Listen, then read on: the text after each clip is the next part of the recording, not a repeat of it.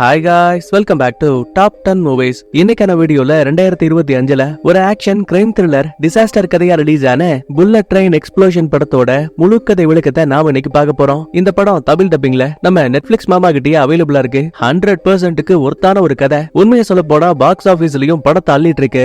ஆஸ்காருக்கு தகுதியான ஒரு படமா இருக்கும். இவ்வளவு புகழ்றனா ஒருத்தலாமையா இருக்கும். எப்பா அக்கா தங்கச்சி அங்காளி பங்காளிங்களா, ஒன்லைனை மட்டும் கேளுங்க, கண்டிப்பா இந்த படத்தை பார்க்காம போக மாட்டீங்க. ஜப்பான்ல இருக்க புல்லட் ட்ரெயினான ஹயபுசா டோக்கியோவை நோக்கி பயணிக்க ஆரம்பிக்குது. புல்லட் ட்ரெயினாவே அதிவேகமா தான் போகும். இப்பேற்பட்ட நிலைமையில சம்பந்தமே இல்லாம ஒரு ஆள் கிட்ட இருந்து கால் வருது. இந்த மாதிரி பயணிகள் போகக்கூடிய புல்லட் ட்ரெயின்ல நான் ஒரு பாம்பு வச்சிருக்கேன். ஒருவேளை வண்டியோட வேகம் 100 கிலோமீட்டருக்கும் கம்மியாச்சு அப்படின்னா செட் பண்ணி வச்ச பாம்பு வெடிக்கும். ஒருவேளை நீங்க அதுல இருந்து தப்பிக்கணும் அப்படின்னா 100 மில்லியன் பணம் வேணுங்கிறா. சோ இதுக்கப்புறம் என்னாச்சு, வண்டியை நிறுத்தவும் கூடாது, அதே டைம்ல உள்ள இருக்கக்கூடிய மக்களையும் காப்பாத்துறதுக்காக கவர்மெண்ட்டை சேர்ந்தவங்க எவ்வளவு பாடுபடுறாங்கன்னு ரொம்ப ரொம்ப சூப்பரா சுவாரஸ்யமா அங்க எங்கன்னு ட்விஸ்டோட சொல்லிருப்பாங்க. அதுவும் எண்டிங்ல வர ட்விஸ்ட் எல்லாம் பாத்தீங்கன்னு வைங்க, யோ என்னையா அது, இந்த ஆளா வெடி வச்சான் அப்படின்னு நீங்களே செம்மையா ஷாக் ஆவீங்க. சோ ஆரம்பத்துல இருந்து கடைசி வரைக்கும் ஃபுல்லா பாருங்க. அப்படியே உங்க வீட்டு புள்ளையா நினைச்சு அண்ணனுக்கு ஒரு லைக் போட்டுட்டு நம்ம சேனலுக்கு யாராவது புது விருந்தாளிங்க வந்திருந்தீங்கன்னா சப்ஸ்கிரைப் பண்ணிட்டு பக்கத்துல இருக்க பெல் பட்டனை ஆன்ல வச்சுக்கோங்க. அப்படியே லாஸ்டா ஒரு 200 மைல் வேகத்துல போகக்கூடிய புல்லட் ட்ரெயின்ல நீங்க மாட்டிக்கிறீங்கன்னு வச்சுப்போம். வண்டியை நிறுத்தவும் கூடாது,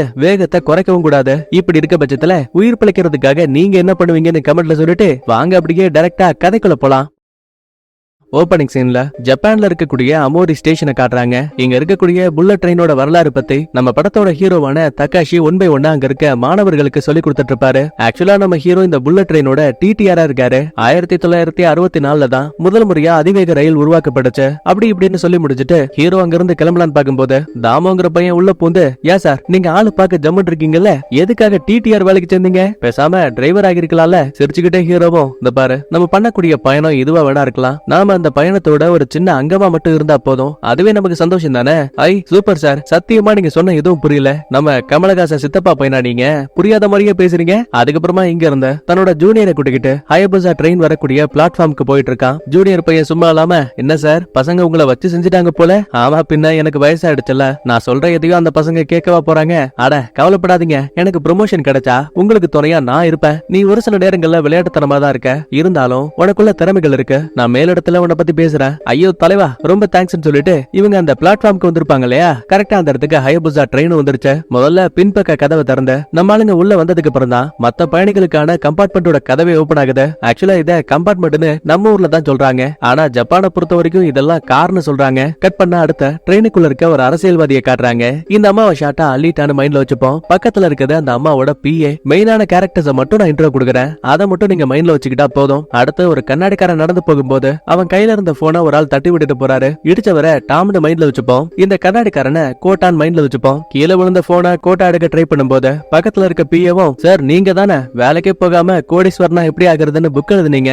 ஆமா ஆமா ரொம்ப தேங்க்ஸ் சொல்லிட்டு கோட்டா அங்க இருக்க பேக் சீட்ல உட்காந்துப்பான். அதே டைம்ல அலிட்டாவோட முன்பக்க சீட்ல இருந்த ஒரு குட்டி பொண்ணு எட்டி பாக்குறா. ஹாய் செல்லக்குட்டி, உனக்கு ஏதாவது சாக்லேட் எல்லாம் வேணுமா? ஆனா அந்த குட்டி குழந்தைய பாருங்களேன். அம்மா அம்மா டிவி நியூஸ்ல ஒரு அக்காவை பத்தி கழுவி கழுவி ஊத்துனாங்கல்ல, அந்த லேடி பின்னாடி தான் உட்கார்ந்து இருக்காங்க. ஐயோ குட்டிச்ச தான் கோத்து விட்டுருச்சேன்னு அலிட்டா தான் பேச முடிப்பாங்க. உண்மை சொல்ல போனா இந்த அலிட்டாவை பத்தி சில மாதங்களுக்கு முன்னாடி ஒருத்தன் கூட ஒண்ணுமா இருக்க மாதிரி வீடியோ லீக் ஆயிடுச்சு போல. அதனாலேயே ஊருக்குள்ள இருந்த மான மரியாதை எல்லாம் போயிடுச்சு. ட்ரெயின்குள்ள இருக்க ஹீரோ சிக்னல் காட்டினதுமே பைலட்டா இருக்கக்கூடிய நம்ம கதையோட ஹீரோயின் டோர்ஸ் எல்லாம் லாக் பண்ணிட்டு பொறுமையா வண்டி எடுக்க ஆரம்பிக்கிறாங்க. ஆக்சுவலா இப்ப இந்த ட்ரெயின் அமோரி ஸ்டேஷனை விட்டு நேரா டோக்கியோவுக்கு போயிட்டு இருக்கு. இந்த பயணத்துல இடையில 4 ஸ்டாப்பிங் இருக்கு. ஜப்பான் ரயில்வேஸும் கண்ட்ரோல் ரூம்ல இருந்த ட்ரெயின் நல்லபடியா போயிட்டு இருக்கா, உள்ள இருக்க பேசஞ்சர்ஸ் எல்லாம் சேஃபா இருக்காங்களான்னு ஒன் பை ஒன்னா நோட் பண்ணிட்டு இருக்காங்க. அப்பதான் சம்பந்தமே இல்லாம கண்ட்ரோல் ரூமுக்கு ஒரு சின்ன கால் வருத. காலை அட்டன் பண்ண லேடியும், சொல்லுங்க சார் உங்களுக்கு என்ன உதவி தேவை? அமோரில இருந்து டோக்கியோக்கு போகக்கூடிய ஹயபுசா ட்ரெயின்ல நான் பாம் வச்சிருக்கேன். சார் நீங்க சொல்றது எனக்கு தெளிவா புரியல, மறுபடியும் சொல்றேன். ஹயபுசா ட்ரெயின்ல நான் பாம் வச்சிருக்கேன். ஒருவேளை 100 கிலோமீட்டருக்கும் கீழே வண்டியோட வேகம் குறைஞ்சது அப்படின்னா நான் செட் பண்ணி வச்சிருக்க பாம் வெடிக்குங்கிறான். நான் சொல்லக்கூடியது உண்மையா பொய்யான்னு தெரிஞ்சுக்கிறதுக்காக ஒரு சின்ன சாம்பிள பக்கத்துல இருக்க சரக்கு ரயில்ல வச்சிருக்கேன். அந்த ட்ரெயினோட வேகம் 5 கிலோமீட்டருக்கும் கம்மியாச்சு அப்படின்னா செட் பண்ணி வச்ச பாம் வெடிக்கும். பயந்து போன லேடியும் பக்கத்துல சரக்கு ரயில்லாம் கண்காணிப்பாங்கல்ல, அந்த ஆபீசருக்கு கால் பண்ணி இந்த மாதிரி பாம் வச்சிருக்கான்னு சொல்லுவாங்க. ஆனா அவனை பாருங்க, என்னமா காமெடி பண்ணிட்டு இருக்க, யாராவது சரக்கு ரயில்ல பாம் வைப்பாங்களான்னு பேசும்போதே டக்குன்னு வந்துகிட்டு இருந்த ஒரு ட்ரெயின் ஸ்டாப் ஆனதுமே பயங்கரமா அது வெடிக்குது. இந்த ஒரு சம்பவத்துக்கு அப்புறமா கண்டிப்பா அந்த வில்லன் பொய் சொல்லலங்கிற விஷயத்த இங்க இருக்க எல்லாரும் புரிஞ்சுக்கிறாங்க. அதுக்கப்புறமா இந்த ஜப்பான் ரயில்வேஸோட ஹெட் அமோரி ஸ்டேஷனோட கமாண்டருக்கு கால் பண்ணி இப்பதான் ஒரு செய்தி கிடைச்சது, ஹயபுசா ட்ரெயின்ல பாம் வச்சிருக்காங்க, கிரிமினல் பொய் சொல்லலங்கிறத நிரூபிக்கிறதுக்காக ஒரு சரக்கு ரயில கூட வெடிக்க வச்சிருக்கான். சோ நீ என்ன பண்ண, பண்ண ஹயபுசா ட்ரெயின்குள்ள இருக்க பைலட்டான ஹீரோன் கிட்டையும் டிடிஆர் ஆன ஹீரோ கிட்டையும் இன்ஃபார்ம் பண்ண முக்கியமான இன்னொன்னு பயணிகளுக்கு இத பத்தி எதுவும் தெரியக்கூடாது ஏன்னா அவங்க ரொம்ப பயந்து போடுவாங்க. உடனே தான் டிபார்ட்மெண்ட்ல இருக்க எல்லாரையும் கூப்பிட்டு அமூரில இருந்து கிளம்பின ஹயபுசா ட்ரெயினை 100 கிலோமீட்டருக்கும் கீழே போனா வெடிக்கிற மாதிரி எவனோ ஒருத்தன் பாம் செட் பண்ணி வச்சிருக்கான். சோ டோக்கியோக்கு போற வழியில இருக்க எந்த ஸ்டேஷன்லயும் ட்ரெயின் நிக்காத, அதே மாதிரி குறுக்க எந்த ஒரு ட்ரெயினும் வர முடியாத மாதிரி மொத்த ட்ரெயின் செய்யும் பாதை மாத்தி வேற வழியா அனுப்புங்க. அதுக்கப்புறமா கமாண்டரும் ஹீரோனுக்கு கால் பண்ணி இந்த பாரு நான் சொல்றதை கேட்டு பதட்டப்படாத, ட்ரெயின்குள்ள யாரோ ஒரு ஆளு பாம் வச்சிருக்கதா செய்தி வந்திருக்கு. சார் நிஜமாதான் சொல்றீங்களா? அப்படி இல்லன்னா என்னோட தைரியத்தை சோதிக்கிறதுக்காக ஏதாவது டெஸ்ட் வைக்கிறீங்களா? ஏமா அந்த மாதிரிலாம் ஒண்ணும் கிடையாதுமா, உண்மையாவே வண்டியில பாம் இருக்கு. சரி ஓகே சார், அப்ப அடுத்த ஸ்டேஷன்ல வண்டியை ஸ்டாப் பண்ணிட்டு என்ன ஏதுன்னு செக் பண்ணிக்கலாம். இல்ல அங்கதான் இன்னொரு பிரச்சனை, நீ வேகத்தை 100க்கு கீழே கம்மி பண்ணிட்ட அப்படின்னா ட்ரெயினுக்குள்ள இருக்க பாம் வெடிச்சிரும். சோ நீ பண்ண வேண்டியது ஆட்டோமேட்டிக் கண்ட்ரோல் இருக்குல்ல, அதை ஆஃப் பண்ணிட்டு வேகத்தை 120ல மெயின்டைன் பண்ண. பாவம் ஹீரோனால என்ன பண்ண முடியும், பயத்தோடய சரின்னு சொல்லிட்டு வேகத்தை குறைச்சு ஓட்ட ஆரம்பிக்கிறா. இதே மாதிரியே ஹீரோவுக்கும் கால் பண்ணி இன்ஃபார்ம் பண்ணுவாங்க. உடனே ஜூனியரும் தலைவரே என்னாச்சு, ஏன் ரொம்ப பதட்டமா இருக்கீங்க? இல்ல ட்ரெயினுக்குள்ள யாரோ பாம் வச்சிருக்காங்களா? ஐயோ பாமா, டே முண்டோ கத்தாதடா கம்னாட்டி, பயணிகள் யாருகிட்டயும் இத பத்தி சொல்லக்கூடாது, வேகத்தை குறைச்சா பாம் வெடிச்சிடுமா. சோ நம்ம அடுத்த ஸ்டேஷன்ல வண்டியை நிறுத்த முடியாது. பேசஞ்சர்ஸ் யாராவது கேட்டாங்க அப்படின்னா டெக்னிக்கல் இஷ்யூவால ட்ரெயின் இங்க நிக்காது, அடுத்த ஸ்டேஷன்ல தான் நிக்கும்னு போய் சொல்ல. இங்க எவ்வளவு பெரிய கிரிட்டிக்கல் சிச்சுவேஷனா இருக்கு. ஆனா இந்த தாமோ பையனை பாருங்களேன், ட்ரெயினுக்குள்ள டீ காஃபி எல்லாம் கொடுக்கக்கூடிய அக்கா கிட்ட வந்தவன் ஆளு பாக்க அம்சமா இருக்கீங்களே, ஐடி கொடுத்தீங்கன்னா மெசேஜ் பண்ணுவல்ல. அச்சச்சோ அக்கா கிட்ட பட்டன் போன் தான் இருக்கு. இல்ல இல்ல நான் உங்ககிட்ட பேசணும், உசார் பண்ணணும்னு தாமோ பையன் ஓவர் ஆக்டிங் பண்ணிட்டு இருக்கான். ஆக்சுவலா இந்த மாணவர்களோட பாதுகாப்புக்காக ஒரு டீச்சர் வந்திருப்பாங்க. என்னதான் இங்க இருக்க மத்த ஸ்டூடெண்ட்ஸ் எல்லாம் ரொம்ப சந்தோஷமா இருந்தாலும் கூட யுசுகிங்கிற ஒரு பொண்ணு மட்டும் ரொம்ப அமைதியா இருக்கா. அப்ப பக்கத்துல இருக்க ஃப்ரெண்டு, அடியே உனக்கு விஷயம் தெரியுமா, அந்த தாமோ இருக்கான்ல அவனுக்கு ஒன்னு ரொம்ப பிடிச்சிருக்கான், நம்ம கூட வந்த எல்லார்கிட்டயும் உன்ன பத்தி தான் பேசிட்டு இருக்கான். யுசுகி பெருசா ரியாக்ட் பண்ண மாதிரியே தெரியல. அதே டைம்ல கமாண்டர் சொன்ன மாதிரியே ஹீரோவும் பயணிகளே எங்களை மன்னிச்சிடுங்க, ஒரு சின்ன இயந்திர கோளாறால நம்ம ஹயபுசா ட்ரெயின் அடுத்த ஸ்டேஷன்ல நிக்காத. என்ன இது ஹயபுசா ட்ரெயின்ல இந்த மாதிரி இதுக்கு முன்னாடி நடந்ததே கிடையாதுன்னு பயணிகளுக்கும் அங்க இருக்க அலீட்டாவுக்கும் லைட்டா சந்தேகம் வருது. கட் பண்ண அடுத்த ஜப்பான் ரயில்வேஸோட ஹெட் இப்ப நேரா கண்ட்ரோல் ரூம்க்கு வந்திருக்காரு. சிச்சுவேஷன் எப்படி இருக்கு? ஓரளவுக்கு கண்ட்ரோல்ல இருக்கு. ஹயபுசா ட்ரெயினுக்கு இடைஞ்சல் வராத மாதிரி மத்த எல்லா ட்ரெயின்ஸையும் பாதையை விட்டு ஒன் பை ஒன்னா மூவ் பண்ணிட்டு இருக்கோம். அப்படின்னா கால் பண்ண அந்த கிரிமினல் அவனை பத்தி, சார் நாங்க எவ்வளவு ட்ரை பண்ணாலும் எங்களால அவங்கள ட்ராக் பண்ணவே முடியல. மறுபடியும் கால் வந்தா செக் பண்றதுக்காக போலீஸ் டிபார்ட்மெண்ட் சேர்ந்தவங்களும் நிறைய டிவைஸ் ரெடி பண்ணுவாங்க. இப்ப இந்த போலீஸ் கேங்கோட ஹெட் இருக்கார்ல, இவரோட பேரு தாச்சு. உள்ள வந்ததுமே ட்ரெயின்ல இருக்க ஏடிசி ஆஃப் பண்ணிட்டீங்கல்ல. ஆக்சுவலா ஏடிசிங்கிறது ஒண்ணும் கிடையாது, எமர்ஜென்சி டைம்ல ஆட்டோமேட்டிக்காவே ட்ரெயின் பிரேக் பிடிக்கும், அதுக்கு பேர் தான் ஏடிசி. இப்ப முதல் ஸ்டேஷன்ல வண்டி ஸ்டாப் ஆகாம தொடர்ந்து போயிட்டே இருக்கு. இது கடையில கண்ட்ரோல் ரூம்க்கு மறுபடியும் அந்த கிரிமினல் கிட்ட இருந்து கால் வருத. சொல்ல நான் ஜப்பான் ரயில்வேஸோட ஹெட் பேசுறேன். பரவாயில்லையே, அதிகாரிகள் ரொம்ப வேகமா வேலை பாக்குறீங்க போல. அதையெல்லாம் விட்டு தள்ள, முதல்ல உனக்கு என்ன தேவை, எதுக்காக இதெல்லாம் பண்ணிட்டு இருக்க? பெருசா ஒண்ணும் இல்லைங்க, நான் வச்ச பாம எடுக்கணும் அப்படின்னா அதுக்கு நிறைய பணம் செலவாகும். ஜப்பானிய கணக்குப்படி ஒரு 100 பில்லியன் கொடுங்க. இன்னும் தெளிவா சொல்லணும்னா 1 மில்லியன் என்னங்கிறதே இந்திய மதிப்புப்படி 5,28,000 கிட்ட வரும். ஆனா அந்த கிரிமினல் கேட்கக்கூடியதோ 100 பில்லியன், தோராயிரமா ஒரு 5,000 கோடி கேக்குறாங்க. இந்த பாரு, கண்டிப்பா ஜப்பான் ரயில்வேஸால இவ்வளவு பெரிய பணத்தை ரெடி பண்ண முடியாது. எப்பா எதுக்கு அவசரப்படுற, யாரு உன்கிட்ட பணத்தை கேட்டது? இந்த ஜப்பானிய மக்கள் கிட்ட கேளு. 60 லட்சத்துக்கும் மேல மக்கள் வாழ்றாங்க. தலா ஒருத்தங்கிட்ட 1000 yen கேட்டா கூட கண்டிப்பா நான் கேட்ட பணம் ரெடி ஆயிடும். நல்ல முடிவா யோசிச்சு சொல்லுங்கன்னு பையன் காலை கட் பண்ணிட்டான். அதே டைம்ல கரெக்டா அந்த இடத்துக்குள்ள பிரைம் மினிஸ்டரோட அட்வைசர் வராப்ல. இந்த பாருங்கப்பா, இங்க இருக்க எல்லார பத்தியும் எனக்கு ரொம்ப நல்லா தெரியும், அதனால இன்ட்ரோடக்ஷன்லாம் எதுவும் வேணாம், நேரா விஷயத்துக்கு வர. கிரிமினல் கேட்ட மாதிரி 100 பில்லியன் படம் எல்லாம் கிடைக்க வாய்ப்பே இல்ல. கண்டிப்பா அரசாங்கமோ மக்களோ அதை கொடுக்க மாட்டாங்க. என்னோட பிளான் ஒன்னே ஒண்ணு, முதல்ல ட்ரெயினுக்குள்ள பாம் இருக்குங்கிற விஷயத்த ஒட்டுமொத்த பயணிகளுக்கும் இன்ஃபார்ம் பண்ணணும். சார் இது தெரிய வந்தா கண்டிப்பா எல்லாரும் பயந்து போடுவாங்க. இல்லனா மட்டும் அந்த ஈர வெங்காயத்தெல்லாம் நானும் யோசிச்சிட்டேன். மக்களுக்கு வெளியில நாம அவங்களை காப்பாத்த ட்ரை பண்றோங்கிறது தெரிய வரணும். அப்பதான் ஓரளவுக்கு அமைதியா இருப்பாங்க. இங்க இருந்து சரியா டோக்கியோவுக்கு போறதுக்கு ட்ரெயினுக்கு 5 மணி நேரம் டைம் எடுக்கும். சோ அதுக்குள்ள நாம அவங்களை காப்பாத்துறதுக்கு ஏதாவது நடவடிக்கை எடுத்தாகணும். இப்ப இந்த அட்வைசரோட பேச்ச மீறி கண்டிப்பா இவங்களால எதுவும் பண்ண முடியாது. சோ ஹீரோவுக்கு கால் பண்ணி ட்ரெயின்குள்ள பாம் இருக்க விஷயத்த அங்க இருக்க பேசஞ்சர் கிட்ட இன்ஃபார்ம் பண்ண சொல்லுவான். ஆம்படுதாங்க இத மைக்ல சொன்ன அடுத்த நிமிஷமே ஒட்டுமொத்த பேரும் பயந்துகிட்டு கூடு கூடுன்னு ஹீரோவுக்கு முன்னாடி வரானுங்க. இங்க எவ்வளவு பெரிய பஞ்சாயத்து போயிட்டு இருக்கு. ஆனா இந்த கோட்டா பையன் மேல இடிச்ச டாம் இருக்கால, அவன் மட்டும் ஜம்முன்னு உட்கார்ந்து சாப்பிட்டுட்டு இருக்காங்க. அடுத்த ஹீரோ கிட்ட வந்த பயணிகளும், யோ என்னையா வேலை பாக்குறீங்க? பொதுவா ட்ரெயினை ஸ்டேஷனுக்கு கொண்டு வரதுக்கு முன்னாடி ஒன்ஸ் அதை செக் பண்ணுவீங்கல்ல, அப்படி இருந்தும் எப்படியா ட்ரெயின் ட்ரெயின்ல பாம் இருக்க விஷயத்த கண்டுபிடிக்காம விட்டீங்க சார். நாங்க செக் பண்ணும்போது ட்ரெயின்ல பாம் இல்ல எங்களால இதெல்லாம் ஏத்துக்க முடியாது. நாங்க கொடுக்கிற வரி பணம் தானே உங்களுக்கு சம்பளமா கிடைக்குது. ஆச்சா புச்சான்னு கத்த ஆரம்பிக்கிறாங்க. நடக்கிற சண்டையை பார்க்கக்கூடிய பிஏவும், மேடம் அலிட்டா நீங்க மட்டும் இப்ப உள்ள போய் 2 சவுண்ட் விட்டீங்கன்னு வைங்க, கண்டிப்பா உங்க மேல இருக்கக்கூடிய தப்பான அபிப்பிராயம் கண்டிப்பா அது சேஞ்ச் ஆகிறதுக்கான வாய்ப்பு அதிகம். உடனே உள்ள வந்து அலிட்டா, யோ வெங்காய முக்கா என்னையா அவனுக்கு பிரச்சனை? இவங்க எல்லாம் நமக்காக தான் கஷ்டப்பட்டு வேலை பாக்குறாங்க, ஆனா நீ அவங்க கிட்டயே சண்டைக்கு போற? உனக்கும் எனக்கும் இருக்க உயிர் பயம் மாதிரியே இங்க இருக்க எல்லாருக்குள்ளயும் பயம் இருக்கு. சரதான் வாயம் முட்டு போடான்னு பஞ்சாயத்து பேசினா பதிலுக்கு அவனை பாருங்க, தோடா அலிட்டா உன்னை பலான வீடியோல பார்த்தனே, அப்படி இருந்துமா நீ எல்லாம் தைரியமா என்கிட்ட பேசுறேன்னு எடக்கு முடக்கா பேசும்போது நம்ம ஹீரோ உள்ள பூந்து அந்த சண்டையை சமாதானப்படுத்தி விடுவான். இது கடையில மீடியா பீப்புள்ஸ் சந்திச்ச மக்களவை செயலாளர் இந்த மாதிரி ஒரு கிரிமினல் ஹயபுசா ட்ரெயின்ல பாம் வச்சிருக்கான். அவன் மக்கள் கிட்ட இருந்து 100 பில்லியன் பணத்தை எதிர்பார்க்கறான். ஆனா ஜப்பான் கிரிமினல்ஸோட கோரிக்கையை எப்பவும் ஏத்துக்காதுங்கிற மாதிரி பேசிட்டு இருக்காரு. கட் பண்ண அடுத்த கண்ட்ரோல் ரூம்ல இருக்க நம்ம ஆளுங்களுக்கு மறுபடியும் அந்த கிரிமினல் கிட்ட இருந்து கால் வருது. ஜப்பான் ரயில்வேஸோட ஹெட்டும் கால் எடுப்பாரு. என்ன சார் யோசிச்சிங்களா? நான் கேட்ட மாதிரி பணம் கிடைச்சிரும்ல? அப்ப கரெக்டா உள்ள வந்த அட்வைசரும், எப்பா நீ கேட்ட மாதிரிலாம் அரசாங்கத்துல இருந்து இவ்வளவு பெரிய தொகையை கொடுக்கவே மாட்டாங்க, உனக்கு வேற ஏதாவது வேணுமான்னு கேட்கும் போதே பயபுள்ள டக்குன்னு காலை கட் பண்ணிட்டான். இதே டைம்ல ட்ரெயினுக்குள்ள இருக்க அந்த கோட்டா இருக்கான்ல, அவன் ஐபேட்ல செயலாளர் கொடுத்த இன்டர்வியூவை பாத்துட்டு இருப்பான். அப்ப பாருங்க அந்த லைவ் கமெண்ட்ல ஏதோ ஒரு லிங்க் இருக்கு. சந்தேகத்துல டச் பண்ணதுமே அதுல இருந்து ஒரு வீடியோ பிளே ஆகுது. அதாவது நம்ம ஆளுங்க போகக்கூடிய ட்ரெயின்ல அந்த கிரிமினல் பாம வச்சிருப்பான் இல்லையா, அந்த கிளிப் தான் ஓடிட்டு இருக்கு. ட்ரெயினுக்குள்ள இருக்க மத்த ஆளுங்க இதை பார்த்து எப்படி பயப்படுறாங்களோ அதே மாதிரியே கண்ட்ரோல் ரூம்ல இருக்க ஆளுங்களும் மிரண்டு போறாங்க. ஒவ்வொருத்தனும் உயிர் பயத்தால நீயா நானு போட்டி போட்டு அடிச்சுக்க ஆரம்பிக்கிறானுங்க. இப்ப கண்ட்ரோல் ரூம்ல இருக்க ஆளுங்க அந்த பாம வச்ச இடம் என்னன்னு செக் பண்ணி பார்க்கும் போது ஒருவேளை பாம் 4வது கார்ல இருக்கிறதுக்கான வாய்ப்பு அதிகம்னு சொல்றாங்க. ஆனா சார் பிரச்சனை என்னன்னா அந்த கிரிமினல் கரெக்டா 4வது கம்பார்ட்மெண்ட்ல மட்டும்தான் பாம் வச்சிருக்கானா இல்லனா ஒட்டுமொத்த பெட்டிகள்லயுமே பாம வச்சிருக்கானான்னு ஒரு சின்ன சந்தேகம் உருவாகுது. இந்த பஞ்சாயத்துக்கு மத்தியில ஒரு எமர்ஜென்சி அலாம் அடிக்குது. என்னன்னு பார்த்தா ஏற்கனவே ஹயபுசா ட்ரெயின் ட்ராக்ல இருக்கதால மத்த ட்ரெயின்ஸ் எல்லாம் அப்புறப்படுத்திருப்பாங்கல்ல, இப்ப அதுல ஒரு ட்ரெயின்ல தெரியாதனமா ஒரு சின்ன பறவை வந்து அடிச்சதால வண்டிக்குள்ள ஏதோ ஒரு குறிப்பிட்ட பகுதி டேமேஜ் ஆனதால பாதியிலேயே வண்டி ஆஃப் ஆயிடுச்சான். பிரச்சனை இது மட்டும் கிடையாது, நின்னு போன அந்த ட்ரெயினுக்கு முன்பகுதியில ஹயபுசா ட்ரெயினுக்கு வழிவிட்ட மாதிரி இன்னொரு ட்ரெயின் நிக்குது. அதாவது லெஃப்ட் சைடுல இருக்க ட்ராக்ல ஒரு ட்ரெயின் நிக்குது, அதே மாதிரியே ரைட் சைடுல இருக்க ட்ராக்ல இன்னொரு ட்ரெயின் நிக்குது. இப்ப 2 ட்ரெயினுக்கும் நடுவுல ஒரு கேப் இருக்கு. அதை கரெக்டா கட் பண்ணா மட்டும்தான் இந்த ஹயபுசா ட்ரெயினால அதை கிராஸ் பண்ண முடியும். உடனே ஹீரோனுக்கு கால் பண்ணி, இந்த பாரு உடனே வண்டியோட வேகத்தை 105 கம்மி பண்ண, குறுக்க இருக்க ட்ராக்க கட் பண்ணா மட்டும்தான் உங்களால சேஃபா பயணிக்க முடியும். அட போங்கடான்னு புலம்பிக்கிட்டு ஹீரோ இன்னும் வேகத்தை குறைச்சிட்டு இருக்கா.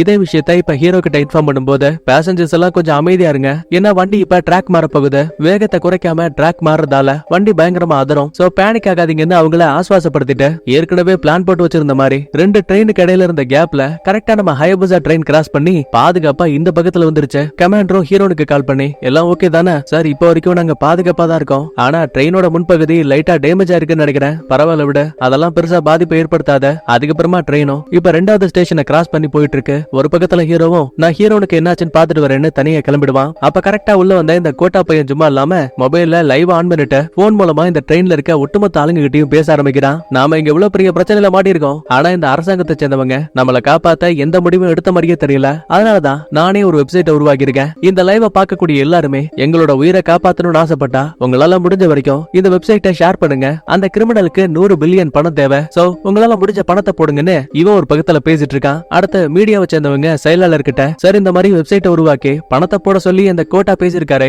அத பத்தி உங்களோட கருத்து என்ன? கவர்மெண்ட் இதுக்கு அனுமதிக்குமா? கண்டிப்பா இதுக்கெல்லாம் எங்களால அனுமதிக்க முடியாது. வேணும்னா அவன் உருவாக்கி வச்சிருக்க வெப்சைட்டை பிளாக் பண்றதுக்கு நான் மேலிடத்துக்கு சிபாரிசு பண்றேன். கட் பண்ண அடுத்து இப்ப கண்ட்ரோல் ரூம்ல இருக்க ஆளுங்களுக்கு இந்த புல்லட் ட்ரெயின்ல பாம் வச்சிருக்காங்க இல்லையா, இதே மாதிரியே 1975ல ஒரு சம்பவம் நடந்திருக்கு. ஆக்சுவலா அப்பவுமே இதே மாதிரியே பாம்ப வச்சுட்டு கிரிமினலும் கவர்மெண்ட் கிட்ட பணத்தை கேட்டிருக்கான். ஆனா பாருங்க கடைசியில அந்த கிரிமினல் ரெகுராங்கிற போலீஸ் அதிகாரியால கொல்லப்பட்டானா. ஒருவேளை அந்த கேஸ்க்கும் இந்த கேஸ்க்கும் ஏதாவது சம்பந்தம் இருக்குமோன்னு நம்ம போலீஸான தாஜுவும் யோசிக்கிறாரு. இந்த கோட்டா பையன் போட்ட லைவ் வேற மின்னல் வேகத்துல மக்கள் மத்தியில வைரஸ் போல பரவிட்டு இருக்கு. இத பார்த்து கடுப்பான அலிட்டா, ஏண்டா உன் மனசுல என்ன நினைச்சிட்டு இருக்க? உயிர் போற நிமிஷத்துல கூட மக்களை ஏமாத்தி பணம் சம்பாதிக்கிறதுக்காக உன் பேர்ல ஒரு அக்கௌண்ட் உருவாக்கி பணம் போட வச்சிருக்க. என்ன இதெல்லாம் மக்களை ஏமாத்துறதுக்கான சித்து வேலையா?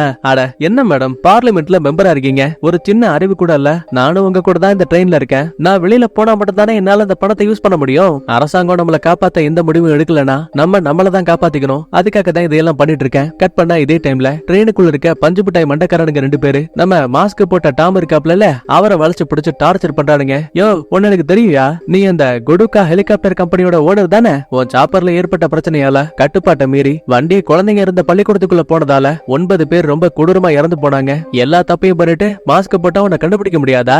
இன்னைக்கு உன்னை சும்மா விட மாட்டேன்னு அந்த டாம போட்டு அடிக்கிறானுங்க. பதிலுக்கு அவனும் சண்டை போடுவான். இருந்தாலும் சண்டையோட முடிவுல கொஞ்சம் கொஞ்சமா மயங்கிட்டு இருக்கான். அப்ப இந்த இசுக்கிய பார்த்து எனக்கு இந்த ட்ரெயின்ல போகவே பிடிக்கல, தயவு செஞ்சு யாராச்சும் வண்டியை நிறுத்துங்கன்னு கத்தும் போது முன்னாடி நம்ம இசுக்கி இருக்கா. டாம பார்த்து அச்சோ பாவன் இறக்கப்பட்டவ ஒரு வேகத்துல வண்டி நின்னு வெடிச்சாலும் பரவாயில்லன்னு இவன் அங்க இருக்க எமர்ஜென்சி பட்டன் அழுத்திட்டா. மொத்த பேரும் இதை பார்த்து பயந்து கண்ண முடிப்பானுங்க. ஆனா கொடுமைக்குன்னு ட்ரெயின் வெடிக்கல. அப்பதான் ஹீரோவும் சொல்லுவான், நீங்க நினைக்கிற மாதிரி பட்டனை அழுத்தினால இந்த வண்டி நிக்காத. முதல்ல கண்ட்ரோல் ரூமுக்கு சிக்னல் போகும், அவங்க எங்களுக்கு கால் பண்ணுவாங்க. அதுக்கப்புறம் நாங்க தான் பார்த்து ஆஃப் பண்ணுவோம். அடுத்து அடி வாங்கினா டாமுக்கு என்னாச்சுன்னு பார்க்கும்போது பாவம் அவன் மயங்கிட்டான். நல்ல வேலை ட்ரெயினுக்குள்ள இருந்த ஒரு டாக்டர் உதவியால அவனுக்கு ஃபர்ஸ்ட் எய்ட் பண்றாங்க. ஹீரோவுக்கு ஜூனியரை பார்த்து சம கோவம். இந்த பாரு, இதுக்கப்புறமா அந்த கோட்டோ கிட்ட என் அனுமதி இல்லாம போன்லாம் கொடுக்க கூடாது. பதிலுக்கு இவனும் சாரி சொல்லுவான். அதுக்கப்புறமா ஹீரோன் கிட்ட வந்தவன் எல்லாம் ஓகே தானே, எங்க வண்டிக்குள்ள பாம்பு இருக்குன்னு சொன்ன நிமிஷத்துல இருந்து நான் கண்ட்ரோல் லிவர்ல இருந்து கையே எடுக்கல. சரி வேற ஏதாவது வேணுமா? நாட்டுக்கோழி குருமாவும் கொத்து புரோட்டாவும் வேணும். நீ கேக்குறது இங்க கிடைக்காது. ஒருவேளை உயிர் பழச்சா வெளியில போனதுக்கு அப்புறமா நான் உனக்கு வாங்கி கொடுக்குறேன்னு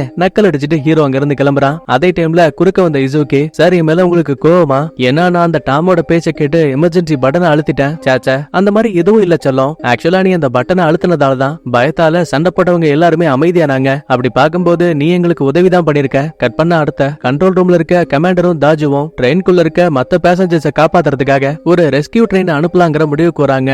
ஆனா அதுக்கு முன்னாடி எத்தனை பெட்டிகள்ல அந்த கிரிமினல் பாம் வச்சிருக்காங்கிறத கண்டுபிடிக்கணும். சோ ட்ரெயினோட கடைசி பெட்டி இருக்கு இல்லையா, அதை மட்டும் தனியா கழட்டி விட்டுட்டா பாதி தூரத்துக்கு அப்புறமா வேகமும் கம்மியாகும். வில்ல அதுக்குள்ள பாம் வச்சிருந்தா வேகம் கம்மியானதால வெடிச்சும் போயிடும். சோ இதை கன்ஃபார்ம் பண்ணணும் அப்படின்னா கடைசி பெட்டியை கழட்டி விட்டா மட்டும்தான் உண்டு. ஆனா அந்த வேலையை சரியா பண்றதுக்கு ஒரு சில எக்யூப்மெண்ட்ஸ் எல்லாம் தேவையில்ல. சோ இப்ப அதை கொடுக்கறதுக்காக நம்ம ஹயபுசா ட்ரெயினுக்கு பக்கத்திலேயே இன்னொரு புல்லட் ட்ரெயினை அனுப்புறாங்க. இப்ப 2 ட்ரெயினும் சரிக்கு சமமான வேகத்துல போயிட்டு இருக்கு. உடனே ரெஸ்கியூ டீம் சேர்ந்த ஆளுங்க அவங்க சைட்ல இருந்த ஒரு கயிறை துப்பாக்கி மூலமா நம்மளுங்க ட்ரெயினுக்கு அனுப்புவாங்க. அதை ஒரு இரும்பு கம்பியோட லாக் பண்ணதுக்கு அப்புறமா நம்மளுங்க ட்ரெயினோட கடைசி பகுதியை கழட்டி விடுறதுக்கு ஒரு சில கருவிகள் தேவைப்படும் இல்லையா. சோ அந்த பெட்டிகளை கயிறு மூலமா அந்த பக்கத்துல இருந்து நம்மளுங்க ட்ரெயினுக்கு அனுப்புறாங்க. ஒரு வழியா பேக்கேஜ் கொடுத்துட்டு வந்த ட்ரெயினும் திரும்ப பேக் சைடுல போயிடும். அதே டைம்ல கண்ட்ரோல் ரூம்ல இருக்க கமாண்டரும் நீங்க கடைசி பெட்டியை கழட்டி விடும்போது எமர்ஜென்சி பிரேக் எதுவும் ஆக்டிவேட் ஆக கூடாதுல்ல. சோ அதுக்காக முதல்லயே அந்த கேபிள்ஸ் எல்லாம் கழட்டி விடணும். ஆனா இந்த வேலையை பாக்குறதுக்கு ஒரு எலக்ட்ரீஷியன் தேவை. உடனே ஹீரோவும் ட்ரெயினுக்குள்ள யாராவது எலக்ட்ரீஷியன் இருக்கீங்களா, எங்களுக்கு உங்க உதவி தேவை. கடவுள் புண்ணியத்துல ஒரு சொட்ட அங்கிள் இருக்காரு. இப்ப அவரோட உதவியால கடைசி பெட்டிக்குள்ள இருக்க எமர்ஜென்சி பிரேக் இருக்குல்ல, அதுக்கான கேபிள்ஸ் எல்லாம் 1 by 1 கழட்டி விட்டு ஒரு வழியா வேலையை முடிச்சிட்டாங்க. இப்ப டூல்ஸ் வச்சு ட்ரெயினோட கடைசியில இருக்க 9வது 10வது பெட்டியை மட்டும் தனியா கழட்டி விடும்போது ஏற்கனவே நம்மளுங்க கெஸ் பண்ற மாதிரி வேகம் கம்மியானதால பெட்டியை கொஞ்ச தூரம் தனியா பிரிஞ்சதுமே டம்முன்னு வெடிச்சு போயிடும். சோ இங்க தான் கண்ட்ரோல் ரூம்ல இருக்க கமாண்டருக்கும் மத்தாளுங்களுக்கும் புரியுது, அந்த கிரிமினல் நம்ம கெஸ் பண்ற மாதிரி 4வது பெட்டியில மட்டுமே பாம்பு வைக்கல, எல்லா பெட்டிகள்லயுமே பாம்பு வச்சிருக்காங்கன்னு புரிஞ்சுக்கிறாங்க. இருந்தாலும் நம்ம ஆளுங்களை காப்பாத்துறதுக்கு இங்க இன்னொரு வழியும் இருக்கு. நம்ம ஹயபுசா ட்ரெயின் 3வது ஸ்டேஷனை கிராஸ் பண்ணக்கூடிய அதே டைம்ல உள்ள இருக்கக்கூடிய பயணிகளை ரெஸ்கியூ பண்றதுக்காக இன்னொரு ட்ரெயினை அதே ட்ராக்ல அனுப்புறாங்க. ஹயபுசா ட்ரெயினோட பேக் சைடும் இந்த ரெஸ்கியூ ட்ரெயினோட முன்பக்கமும் ஓரளவுக்கு பக்கத்துல வந்ததுமே கரெக்டான வேகத்தை மெயின்டைன் பண்ணிட்டு குறுக்க ஒரு லேடரையும் பாதுகாப்புக்காக பக்கவாட்டுல கயிறுகளையும் கட்டி விடுவாங்க. அப்புறம் என்ன, ஒட்டுமொத்த பயணிகளுக்கும் உயிர் பழைக்க போறோங்கிற அவ்வளவு சந்தோஷம். இவங்களோட லக்கேஜ் இருக்கும்ல, அதை மட்டும் ட்ரெயினுக்குள்ள விட்டுட்டு மத்த எல்லாருமே 1 by 1 ரெஸ்கியூ ட்ரெயினுக்கு போயிட்டு இருக்காங்க. கிட்டத்தட்ட 200க்கும் மேற்பட்ட ஆளுங்களை காப்பாத்தியாச்சு. அப்ப சடனா என்னாச்சுன்னு தெரியல, இந்த பஞ்சு மிட்டாய் மண்டக்காரன் இருக்கான்ல, அவ ரத்தத்தோட ஓடி வந்துட்டு இருக்கான். டேய் என்னடா ஆச்சு? யோ நாங்க அடிச்சு போட்டோம்ல டாம், அவனுக்கு உதவி பண்ணலான்னு பக்கத்துல போனோயா, அவன் கம்பெடுத்து வக்காளி மண்டைய பொழுதுட்டாயா. ஆக்சுவலா இப்ப இவங்க இருக்கக்கூடியது ஹயபுசா ட்ரெயின்குள்ள. இதே டைம்ல இந்த டீச்சர்மா இருக்காங்க இல்லையா, இப்ப அவங்க கிட்ட வந்த ஒரு சில ஸ்டூடெண்ட்ஸ் எல்லாம் மேடம் என்னாச்சுன்னு தெரியல, நாங்க இசுக்கிய இப்ப வரைக்கும் இந்த ட்ரெயினுக்குள்ள பார்க்கவே இல்ல. ஐயோ ஒருவேளை அவ ஹயபுசா ட்ரெயின்குள்ள இருக்கா போலன்னு நான் போய் கூட்டிட்டு வரேன்னு வேகமா ஆப்போசிட் சைடுக்கு கிளம்புறா. இவளுக்கு உதவியா அலிட்டா நம்ம பிஏ அப்புறம் நம்ம கோட்டாவையும் அனுப்பி வைக்கிறாங்க. உள்ள வந்து பார்த்தா ஜூனியரும் ஹீரோவும் அந்த டாம் கிட்ட சண்டை போட்டு ஒரு வழியா அவனை லாக் பண்ணிட்டாங்க. உடனே அலிட்டா உள்ள போந்து, எல செத்தப்பையில உனக்கு என்னடா பிரச்சனை, என் வாழ்க்கையே வீணா போச்சு, என் ஹெலிகாப்டர்ல ஏற்பட்ட கோளாறுக்கும் எனக்கும் என்ன சம்பந்தம், என் ஹெலிகாப்டர் கம்பெனி மூலமா குழந்தைங்க 9 பேர் இறந்து போனாங்க. அவங்க குடும்பத்துக்கு எந்த அளவுக்கு அது வேதனையா இருந்ததோ அதே அளவு எனக்கும் இருந்தது. ஆனா இந்த சமூகமும் மக்களும் ஒட்டுமொத்த கோவத்தையும் என் மேல கொட்டி தீக்குறாங்க. பதிலுக்கு அலிட்டாவும், இங்க பாரு, கஷ்டங்கிறது உனக்கு மட்டும் கிடையாது, எனக்கும் இருக்கு. நான் ஒரு அரசியல்வாதி, என்ன பத்தியும் ஒரு தப்பான வீடியோ வந்திருக்கு அப்படின்னா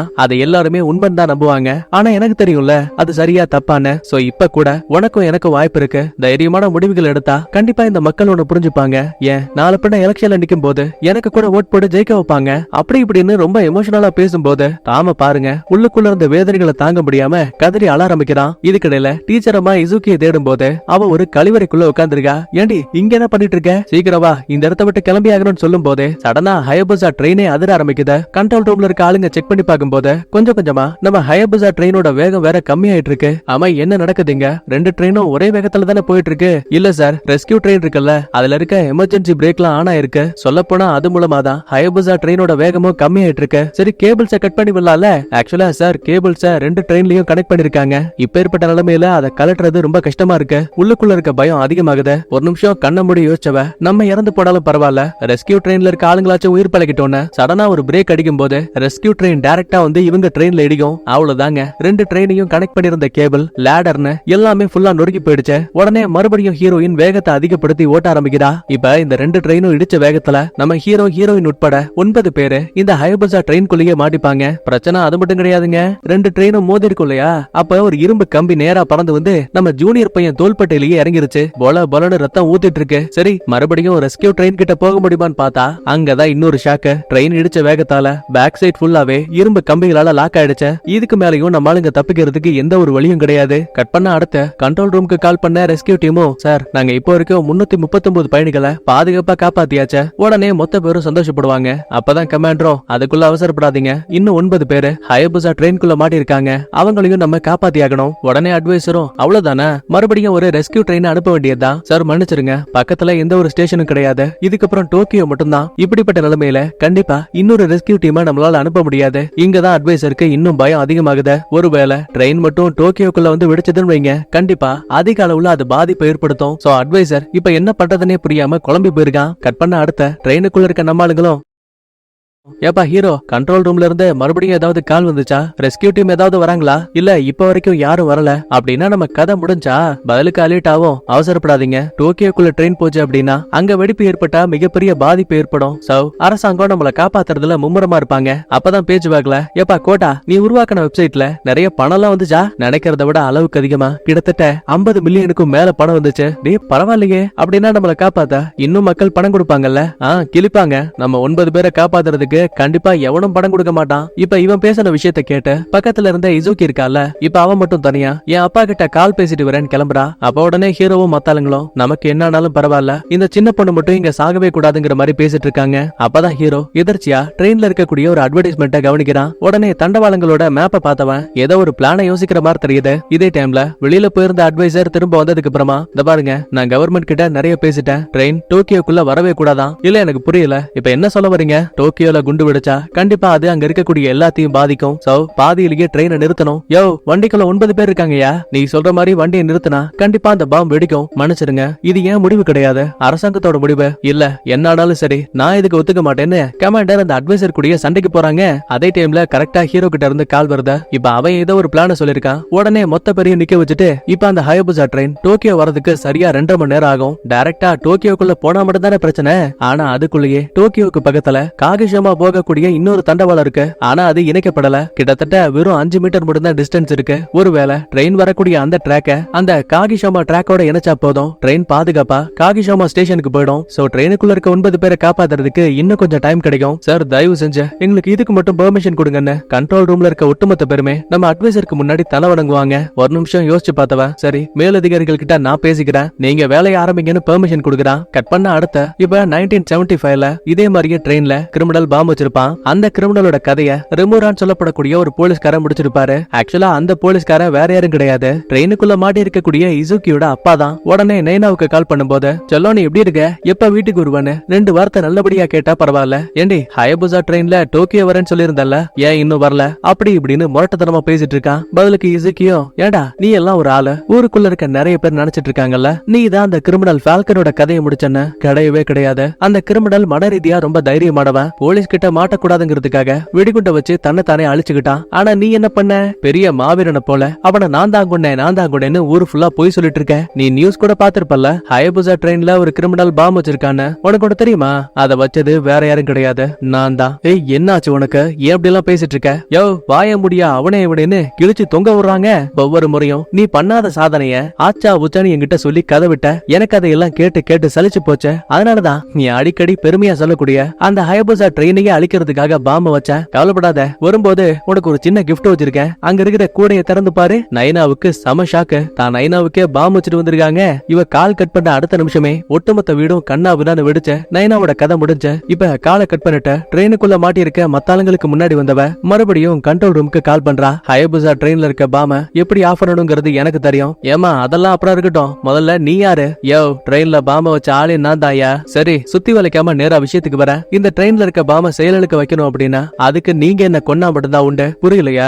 என் இதயத்துல ஒரு சின்ன டிவைஸ் இருக்கு. என்னோட இதய துடிப்பு எப்ப நிக்குதோ அந்த டைம்ல என் டிவைஸ்குள்ள இருந்து ஒரு சின்ன சிக்னல் என் போனுக்கு வந்தா மட்டும்தான் நான் செட் பண்ணி வச்சிருக்க பாம் மொத்தமா ஆஃப் ஆகும். முக்கியமான இன்னொரு விஷயம், என் பேரு இசோக்கி ரெமூரான்னு சொல்லிட்டு அந்த பைப்புள்ள காலை கட் பண்ணிட்டா. இவ பேசின விஷயத்தை கேட்டு மத்தாளுங்களுக்கு தூக்கி வாரி போடுது. தம்மத்தோண்டு ஸ்கூல் பொண்ணு எதுக்கடா இவ்வளவு பெரிய ட்ரெயின்ல பாம் வச்சான்னு தலைகால் புரியாம குழம்பி போயிருக்கானுங்க. இதே டைம்ல ட்ரெயினுக்குள்ள இருக்க நம்ம ஜூனியருக்கு காயம்பட்ட இடத்துல இருந்து அதிகப்படியான ரத்தம் போயிட்டே இருக்கு. இப்படியே போச்சுன்னா கண்டிப்பா அவன் கொஞ்ச நேரத்துல இறந்து போயிடுவான். அப்ப இந்த டாம் சும்மா இல்லாம எப்பா என்ன பத்தி இந்த ஊரு ஃபுல்லாவே தப்பான விஷயங்களா இருக்கு. ஒருவேளை தோ அங்க இருக்கால இசோக்கி அவளை நான் போட்டு தள்ளி உங்க 8 பேரையும் காப்பாத்திட்டேன்னா கண்டிப்பா மக்கள் நான் பண்ண தப்பா மறந்துட்டு என்ன சூப்பர் ஹீரோ போல பாப்பாங்கல்ல. கூட இருக்க கோட்டை சும்மா இல்லாம ஆமா நீ ஏற்கனவே ஒரு 9 குழந்தைகளை கொண்டிருக்க இல்ல, இப்ப அதுக்கு பதிலா எங்களை நீ காப்பாத்தலன்னு வையன் 9க்கு 8ன்னு டேலி ஆயிடும். இவ்வளவு நேரமா அமைதியா இருந்த பிஏ ஏண்டா அவ ஒரு சின்ன பொண்ணு எந்த காரணத்தால இங்க பாம் வச்சான்னு ஒண்ணும் புரியல. ஆனா நீ அந்த புள்ளைய கொல்ல ஆசைப்படுற, உன்னை இன்னைக்கு சும்மா விட மாட்டேன்னு 2 பேரு கடையில கைகளை பாக்குது. இதுக்கடையில நம்ம போலீஸ்கார தாஜு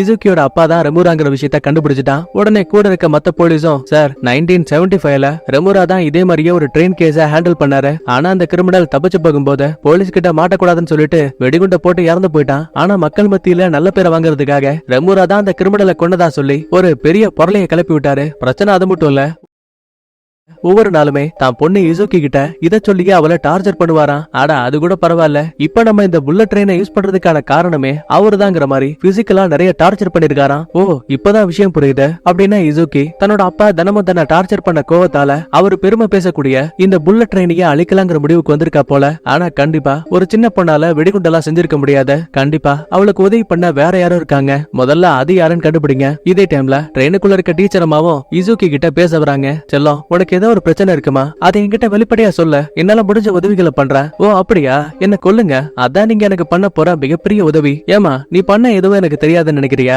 என் கூட 50 மாணவர்கள் வந்தாலும் கூட நீ என்ன மட்டும் அடிக்கடி நோட் பண்ணிக்கிட்டே இருப்ப. நான் ஒழுங்கா இருக்கனா, ஒழுங்கா நடந்துக்கிறேன் நானு, ஏன்னா என் ஃபேமிலியை பத்தி உனக்கு ஏற்கனவே தெரிஞ்சிருக்கல அப்படி இப்படின்னு கத்திட்டு இருக்கா. இன்னொரு பக்கத்துல அந்த இசுக்கியோட Facebook ஐடியை கண்டுபிடிச்சிட்டாங்க. சரின்னு உள்ள லாகின் பண்ணி பார்த்தா ரொம்ப வித்தியாசமான போட்டோக்களை அப்லோட் பண்ணிட்டு இந்த சமூகம் ரொம்ப கெட்டது, யாராவது கஷ்டப்பட்டாங்கன்னா அவங்களுக்கு உதவி கூட பண்ண மாட்டாங்க, என் அப்பாவை போலவே செய்யாத காரியத்துக்கு தற்பெருமை பேசக்கூடியவங்கன்னு எக்கச்சக்கமான போஸ்ட போட்டு வச்சிருக்கா. அடுத்து சார்ட்ஸ் எல்லாம் செக் பண்ணி பார்க்கும்போது அவ ஒரே ஒரு ஆள் கிட்ட வெடிமருந்துகள் சம்பந்தமா பேசிருக்கா. விசாரிச்சு பார்க்கும்போது அவ குவாரியில இந்த வெடி வைப்பாங்க இல்லையா, அந்த வேலையை பார்க்கக்கூடிய ஆளு பேரு சைதாமா. உடனே போலீஸ் டிபார்ட்மெண்ட்டை சேர்ந்தவங்க நேரா குவாரிக்கு வந்து அந்த சைதாமாவை கைது பண்ணிட்டாங்க. அடுத்து ட்ரெயினுக்குள்ள இருக்க ஜூனியருக்கு உடல்நிலை ரொம்ப மோசமாயிட்டே இருக்கு. முதல்ல அமைதியா பக்கத்துல வந்த ஹீரோவும் இந்த பாரு இசுக்கி தோ அங்க இருக்கால, அவன் என்னோட ஜூனியர், ரொம்ப நல்ல பையமா, இப்ப அவனை உடனடியா டாக்டர் கிட்ட கூட்டி போயாகணும். ஆடா என்ன கொல்லுங்கப்பா, என்ன கொன்னுட்டீங்கன்னா நீங்க எங்க வேணா சுதந்திரமா போகலாம். ஆஹா என்ன சொன்னாலும் சரி, நம்ம ஹீரோவுக்கு அந்த புள்ளைய கொல்லணுங்கிற எண்ணமே வரல. இந்த பிரச்சனைக்கு நடுவுல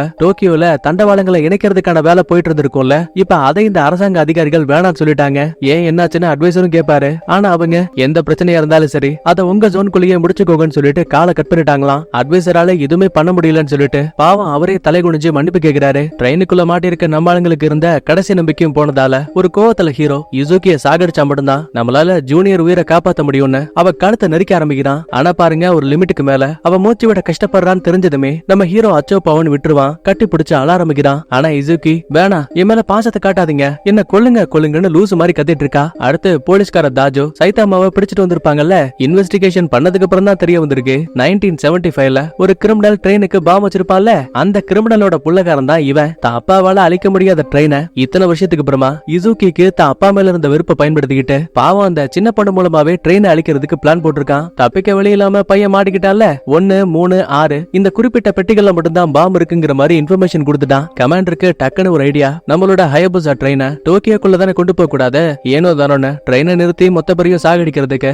கடைசி முயற்சியா அவங்கள காப்பாத்த என்கிட்ட ஒரு பிளான் இருக்கு. ஆக்சுவலா வாஷினோமியா சிட்டிக்கு போறதுக்காக ஒரு தனி ட்ராக்கை நம்ம இப்பதான் ரெடி பண்ணிட்டு இருக்கோம். கரெக்டா நம்ம ட்ரெயின் கடந்து போகும்போது 7, 8வது பெட்டிகள் வரும்போது லைட்டா ட்ராக்கை திருப்பி விட்டா மட்டும் போதும். முதல் 6 பெட்டிகள் தண்டவாளத்தோட ஒரு பக்கத்துல போகும். கடைசியில இருக்க 2 பெட்டிகள் மட்டும் லெஃப்ட்ல இருக்க ட்ராக்குக்கு திரும்பி கண்டிப்பா அது பெட்டியோட கலண்டரும். ஒருவேளை அதுக்கப்புறம் குண்டு வெடிச்சா கூட முதல் 6 பெட்டிகள் மட்டும் தான் வெடிக்கும். ஏன்னா கடைசி 7, 8வது பெட்டிகள்ல பாம் இல்ல. ஆனா சார் 100 கிலோமீட்டர் வேகத்துல நம்ம ட்ராக்க மாறும் போது கண்டிப்பா கடைசி 2 பெட்டிகள் ட்ரெயினை விட்டு தனியா பிரிஞ்சதுக்கு அப்புறமா கண்ணா பின்னாடி உருண்டு விழும். இதை தவிர வேற வழி கிடையாது. உடனே இதை பத்தி அரசாங்க அதிகாரி கிட்ட சொல்லும் போது சரி கடைசியா ஒரு முறை ட்ரை பண்ணி பாருங்கன்னு பெர்மிஷன் கொடுக்குறாரு. இப்ப ட்ரெயினுக்குள்ள இருக்க நம்ம ஹீரோவுக்கும் ஹீரோனுக்கும் இன்ஃபார்ம் பண்ணிட்டு முன்கூட்டியே விபத்து நடந்தா அதுல ஏற்படக்கூடிய நெருப்பு அணைக்கிறதுக்காக எக்கச்சக்கமான தண்ணீர் தொட்டிகளையும் ஃபயர் இன்ஜின்ஸையும் ரெடி பண்றாங்க. கூடவே ஒரு 5-6 ஆம்புலன்ஸும் டாக்டர்ஸும் கூட இங்க வந்திருக்காங்க. ட்ரெயின் புரண்டு விழும்போது கண்டிப்பா உள்ள இருக்க யாருக்கும் காயப்படக்கூடாதுல்ல. சோ முடிஞ்ச வரைக்கும் சாஃப்டா இருக்கக்கூடிய பேக் துணின்னு எல்லாத்தையும் தங்களை சுத்தி கவர் பண்ணிக்கிட்டு ஆளுக்கு ஒரு சீட்ல உட்காந்து தான் உடம்போட சேர்த்து பெல்ட்டை லாக் பண்ணிப்பாங்க.